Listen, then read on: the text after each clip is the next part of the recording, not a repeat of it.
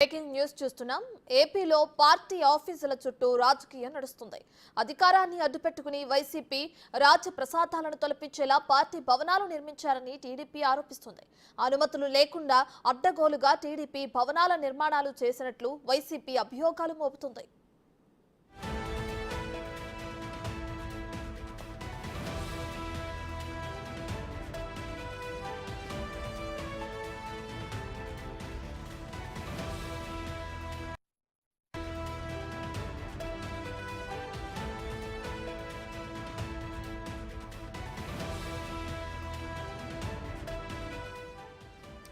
జగన్ 5 ఏళ్ల పాలనలో ప్రజాధనంతో ప్రభుత్వ భూముల్లో ఎన్నో భవనాలు నిర్మించారు.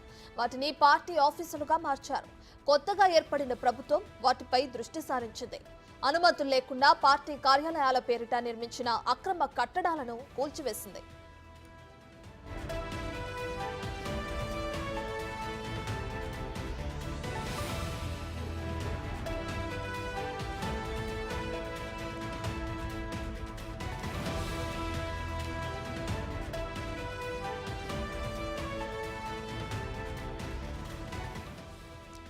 తాడేపల్లిలో నిర్మాణం పూర్తి కావచ్చిన బిల్డింగ్ ను కూల్చేసిన నేపథ్యంలో మిగతా జిల్లాల్లోని వైసీపీ కార్యాలయాలకు నోటీసులు ఇస్తున్నారు.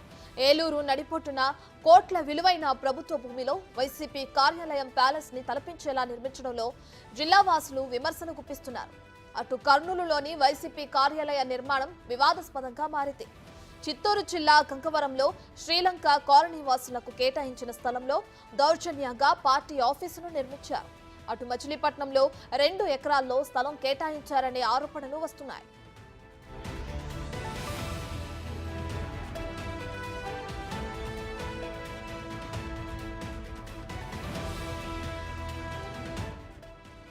జిల్లాల విభజన తర్వాత వేలకు ఖర్చు పెట్టి ప్రభుత్వ కార్యాలయాన్ని అద్దె భవనాల్లో నిర్వహిస్తున్నారు. ఈ క్రమంలో వైసీపీ కార్యాలయాలు మాత్రం ప్రభుత్వ భూముల్లోనే దర్జాగా కట్టుకోవడంపై ప్రజలు తీవ్రంగా మండిపడుతున్నారు. ప్రభుత్వ ఆదాయానికి గండికొట్టి ప్రభుత్వ భూమినే వైసీపీకి కట్టబెట్టడంపై ప్రజలు ఆగ్రహం వ్యక్తం చేస్తున్నారు.